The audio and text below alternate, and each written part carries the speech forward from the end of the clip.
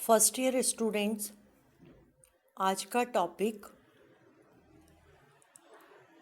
Life cycle of अल्बुगो है, जो कि हमने पहले भी देखा था कि ये अल्बुगो क्रूसीफर्स में वाइट रस्ट डिजीज़ फैलाता है। आपके कोर्स में अल्बुगो कैंडिडा है, जिससे सरसों के पौधों में ये वाइट रस्ट की डिजीज़ फैलती है। इसका क्लासिफिकेशन देखें, इसके सिस्टमैटिक पोजीशन में जो डिवीज़न है वो है माइकोटा और सब डिवीज़न यूमाइकोटा। ये ऊमाइसिटीज़ क्लास का मेंबर है, जो कि पेरिनोस्पोरेल्स ऑर्डर में आते हैं। इनकी फैमिली अल्बुजिनेसी है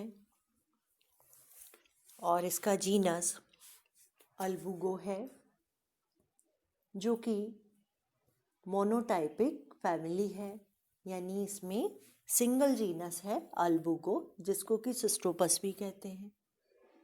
इसमें लगभग 25 स्पीशीज़ हैं, जो कि अलग अलग प्लांट्स में डिजीज़ फैलाते हैं।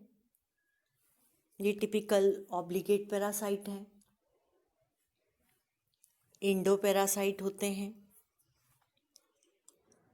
इस तरह से ये जो कि आपके कोर्स में है अल्बुगो कैंडिडा, ये क्रूसीफर, ये आपको जो पत्ती दिखाई दे रही है सरसों की है।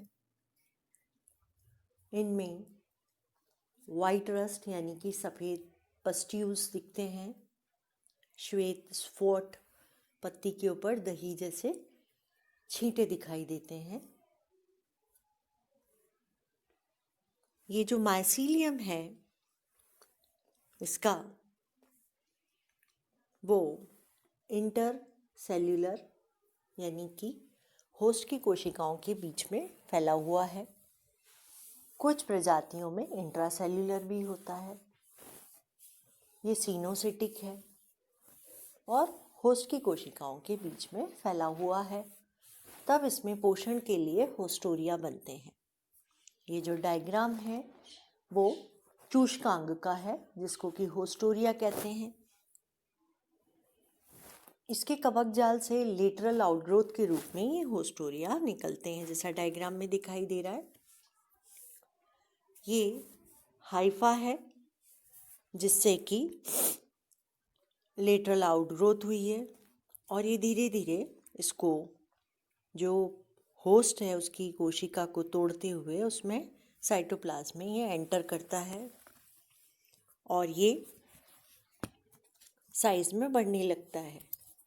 इस डायग्राम में हमें क्लियर दिखाई दे रहा है कि जो होस्टोरिया की वॉल है और होस्ट की सेल वॉल है वो क्लियर हैं। दोनों के साइटोप्लाज्म अलग अलग हैं, स्पष्ट दिख रहे हैं, जिसमें होस्ट के और फंगस के माइसीलिया के राइजोबियम है, जो राइजोबियम नहीं राइबोसोम दिख रहे हैं, एंडोप्लाज्मिक रेटिकुलम क्लियर हैं, और भी जो भी ऑर्गेनेल हैं, माइटोकॉन्ड्रिया हैं, क्योंकि ये यूकैरियोटिक है। तो इस तरह से जो होस्ट है उसका सेल का साइटोप्लाज्म के ऑर्गेनेल्स और फंगाई से रिलेटेड जो सेल है उसके ऑर्गेनेल क्लियर दिखाई दे रहे हैं।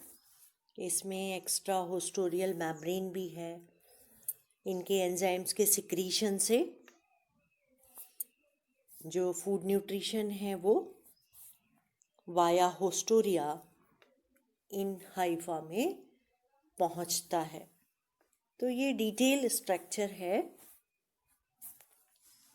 हाइफा में बनने वाले होस्टोरिया का, जो कि कई बार एग्जाम में ये क्वेश्चन पूछा जाता है। नेक्स्ट है इसमें अलैंगिक जनन किस प्रकार होता है। तो यदि हम देखें तो इसमें जो अल्बुगो है उसमें कोनिडियोफोर बनते हैं, जो कि या तो स्टोमेटा को रैप्चर करते हुए माइसीलियम से कोनिडियोफोर डेवलप होंगे, या फिर स्टोमेटा से बाहर निकलते हैं इस तरह से इसमें कोनिडियोफोर हाइफा से बनते हैं और वो एक पट्ट से अलग हो जाते हैं। यहाँ हम डायग्राम में देख रहे हैं कि कोनिडियोफोर में एक आउटग्रोथ के रूप में कोनिडिया डेवलप हुआ। नेक्स्ट उसमें एक कॉन्स्ट्रक्शन बनता है, संकीर्णन या सेपरेटर, जिससे कि नेक्स्ट कोनिडिया पृथक दिखाई देता है। ये जो अरेंजमेंट है ये बेसिपिटल है, यानी कि जो यंग कोनिडिया हैं वो छोटे हैं और कोनिडियोफोर के आधार पर लगे हुए हैं, और जो मैच्योर कोनिडिया हैं वो इस कोनिडियोफोर के टिप पर दिखाई दे रहे हैं और वो आकार में बड़े हैं। ये सीक्वेंस बेसिपिटल सीक्वेंस कहलाता है। और ये कोनिडियोफोर या तो एपिडर्मिस को तोड़ते हुए बाहर निकल रहे हैं पत्ती से, या स्टोमेटा से बाहर निकलते हैं। इस स्टेज में ये वाइट रस्ट के रूप में, पस्ट्यूल्स के रूप में पूरी पत्ती पर फैलते हैं, जिससे कि वाइट रस्ट या दहिया रोग दिखाई देता है। ये एक श्रृंखला में लगे हुए हैं, इनकी सीक्वेंस बेसिपिटल है। ये था अलैंगिक जनन। इसकी मैक्सिमम प्रजातियों में कोनिडिया के द्वारा ही अलैंगिक जनन होता है, जो कि डायरेक्ट जर्मिनेट होकर नया लाइफ साइकिल बनाते। यदि कंडीशन फेवरेबल हो तो कुछ प्रजातियों में ये कोनिडिया स्पोरेंजिया की तरह कार्य करता है, तब इसे जूस्पोरेंजियम कहते हैं। यहाँ हम H नंबर के डायग्राम को देखें तो यही कोनिडिया जिसमें मल्टी न्यूक्लिएटेड कंडीशन है, वो प्रत्येक इसका न्यूक्लियस जूस्पोर, बाइफ्लैजिलेट जूस्पोर में कन्वर्ट हो रहा है और वो डिस्पर्स हो जाते हैं और नई लाइफ साइकिल बनाते हैं। इस तरह से ये अलैंगिक जनन कंप्लीट होता है। इसके सेक्सुअल रिप्रोडक्शन में यदि हम देखें तो इसमें गैमेटेंजिया बनते हैं, जिसमें हाइफा पे मेल और फीमेल ब्रांच होती है, जिस पे उगोनियम और एंथ्रीडियम बनते हैं, जो कि मल्टी न्यूक्लिएटेड हैं। धीरे धीरे इनमें जब ये मैच्योर होते हैं तो इनमें क्लियर डिस्टिंग्विश फीचर दिखाई देते हैं। जो उगोनियम है उसमें 2 पार्ट दिखाई दे रहे हैं। बीच का जो केंद्रीय भाग है वो ऊप्लाज्म कहलाता है, और जो पेरिफेरल पार्ट है जिसमें बहुत सारे न्यूक्लियाई दिखाई दे रहे हैं परिधि की ओर, ये पेरिप्लाज्म कहलाता है।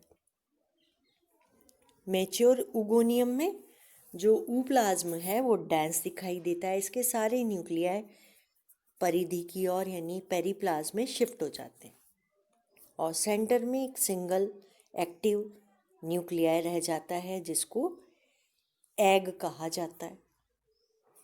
और यहाँ फर्टिलाइजेशन ट्यूब बनती है जो कि सीनोसेंट्रम से जुड़ी हुई है।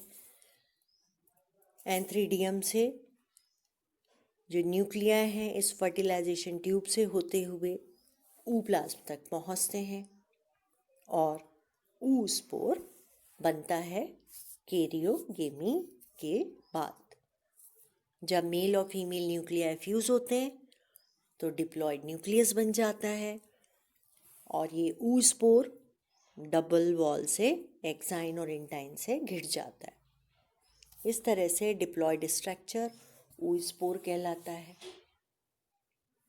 ये डॉर्मेंट होता है। जनरली ये फ्लावरिंग स्टेज में, जबकि फ्लावर्स बनते हैं उस स्टेज में ये बनते हैं।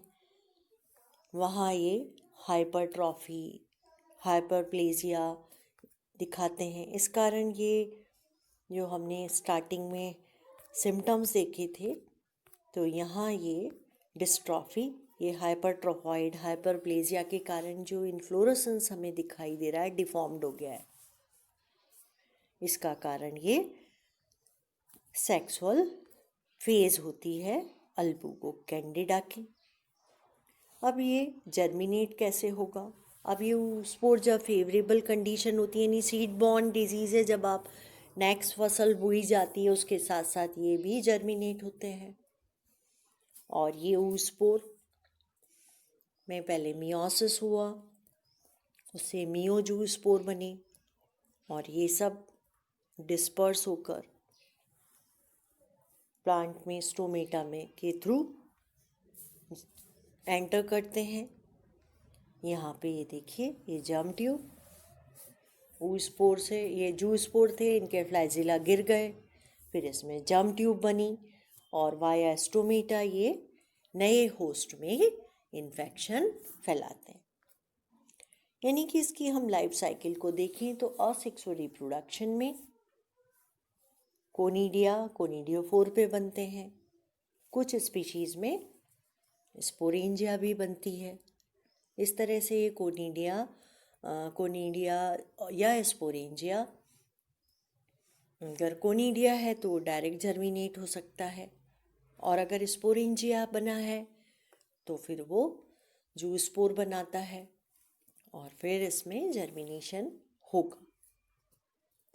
सेक्सुअल रिप्रोडक्शन में देखें तो इसमें गैमेटेंजियम में ऊगोनियम और एंथ्रीडियम बनते हैं जो कि हैप्लॉइड हैं। इनके कैरियोगेमी से ऊस्पोर बना, ये डिप्लोफेज है। जब तक इसमें मियोसिस नहीं होगा ये डिप्लोफेज कहलाता है। इस तरह से ऊस्पोर डिप्लोफेज में है, यहाँ मियोसिस हुआ, इससे मियोजूस्पोर बने, ये वापस हैप्लोफेज में आ गया और हर मियोजूस्पोर नए होस्ट पर इन्फेक्शन फैलाता है, वहाँ जर्मिनेट होकर कवक जाल बनाएगा। इस तरह से इसकी लाइफ साइकिल कंप्लीट होती है। Thank you.